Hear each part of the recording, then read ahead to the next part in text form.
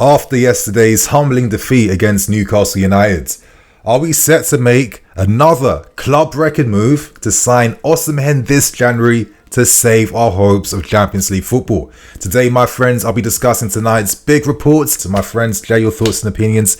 Hit that like button as well too. But before we continue on, make sure you guys use the special discount codes to take advantage of Black Friday sales, and of course get ready to buy any club merch in time for Christmas. You'll find all the links below in the description. Don't forget to use Nini10 at checkout to get 10% off your final order. So my friends, I got you this Christmas time, and now let's get straight into the news. Now tonight, a big exclusive was dropped by The Telegraph, and they state that we in fact now want to sign Osimhen in the January window. Now, just like a week or two ago, we were more open to getting the deal done in the summer where, hopefully we can sign him for a more agreeable fee. And I'm sure after the amazing vibes after that 4-4 draw against Man City, it's natural to, boost your expectations and hope for better things. So to quickly just get humbled overnight against Newcastle United, 13 points, 5 losses already this season, 4 wins, 4 draws. It's not looking good, bruv.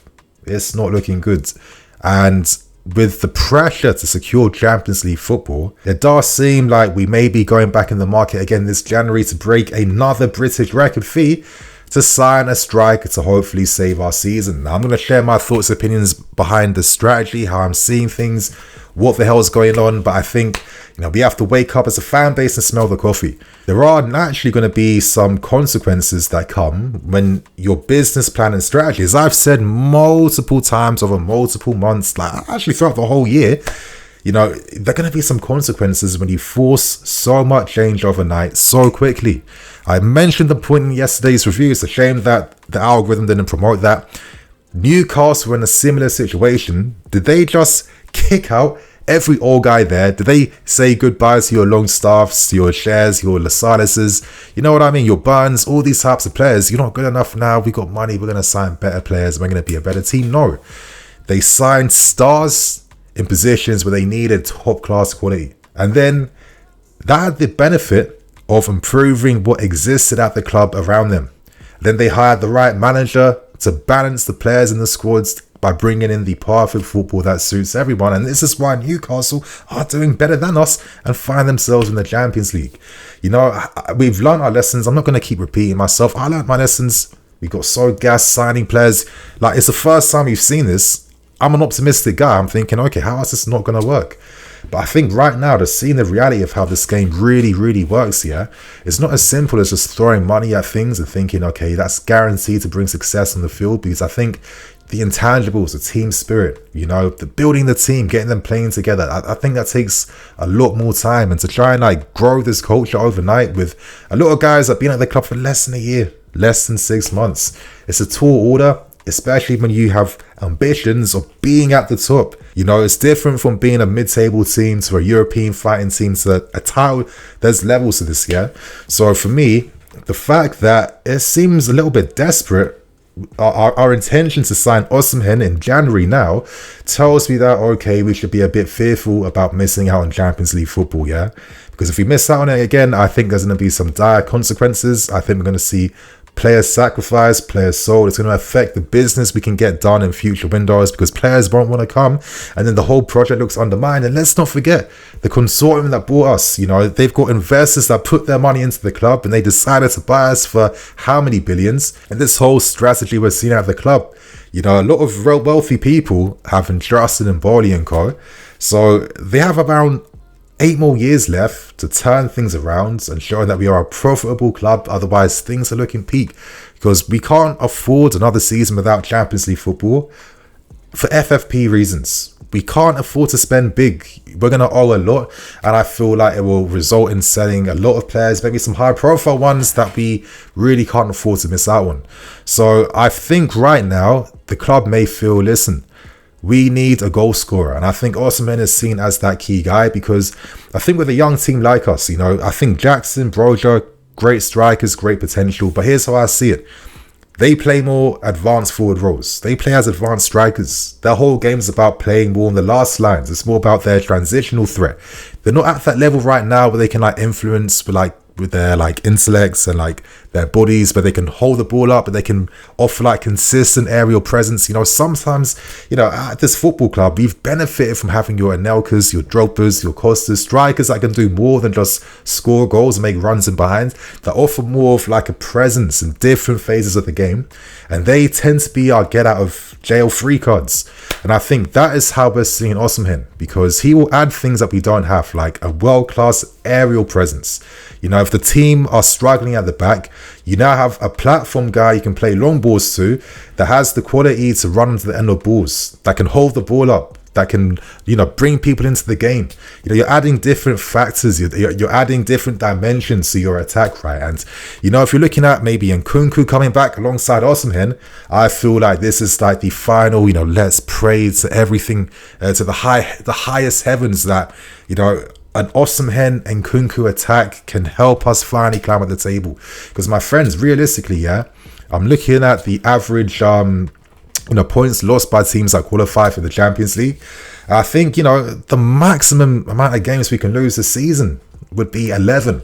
And you're only losing 11 games if you're barely getting any draws and you're getting mostly wins. And I think realistically, if we have a fighting chance of getting Champions League football, we will need at least 20 to 22 wins this season. That's going to be like another 16 to 18 wins before the season ends. That's like literally a season's half of Premier League football that result in wins. That is extremely hard. And if you're banking on Osimhen, here's what you have to do. It can't be an Enzo Fernandez thing when you sign him at the end of February. You're wasting everyone's time. He has to come at the start of the month. You know, he has to. We have to probably get results during December and we can climb up the table a bit. But if you're planning to sign Osimhen near the end of January, you're wasting everyone's time. And I don't want to infect anyone with like loser, you know, like mentality that you're carrying forward into this season. I think it'll be a massive tall order. The pressure will be incredible if Osimhen agrees to come and we do get this deal potentially over the line, because he's going to have the hopes of a whole football club, fan base, the world on his shoulders to help us do the impossible, because it's really starting to feel like that, yeah? And if we're willing to take this another massive big money gamble, you know, if we're willing to like rest all our laurels on Champions League football and Osimhen, then that's going to involve sacrifices. Could that even be selling Conor Gallagher? Probably our best player this season, our best midfield player this season. You imagine that his value now has gone up even more. And again, you know, we're going to have to fund Osimhen somehow, right? I think that's goodbye to Maatsen. Could you say goodbye to Broja? You know, Milan have had a lot of interest around him. Napoli, is that going to be like a part exchange deal? They've held interest there. It is going to involve moving players that might not want to go for the sake of saving this incredible gamble that this consortium took, and they decided, listen, we will change everything overnight, from the flipping players to the flipping staff to the flipping coaches to the canteen guys to the pitch guys. Yeah, we're going to bring in absolute strangers to come in, run things. We're going to bring in sporting directors that have no affiliation to the club. We'll give them full license to do anything they want, blank slate with this football club, because for some reason we're going to just entrust them and we're going to see what happens. And I think right now, after 18 months, I'm not really necessarily seeing the results of that. And I feel like it's a reminder that you got to respect the sport. You got to respect the sport. Like, teams aren't just grown overnight. You know what I mean? Like, you build them, you improve upon them. It's an identity, it's a spirit. You know, it's a quality that grows over time. And I feel like this is like one of the things that was disrespected in pursuit of becoming a successful club. Like, we could have done things differently. We could have spent at least 2 years slowly integrating. We could have, some of the guys we bought in January last year, Enzo, we could have signed this guy for like 25 mil less for 88 million. He would have been a guaranteed first money buy for this season. You know, we've been skipping steps. And it seems like Osimhen would be the final cheat code we can rely upon. And if this doesn't work, my friends, if we somehow can sign him and we still don't get CL football, then my God, who knows what's going to happen in the summer, yeah? So fingers crossed, let's see what happens. Can the combined potential goal threat of an Nkunku and Osimhen help us maybe get like another, like, you know, 16, 18 wins let's see what happens with that one, my friends. But even then, that seems like an incredibly tall order for Osimhen to do. I know some guys are worrying, listen, he's even worth that type of money. Like, what about his injury records?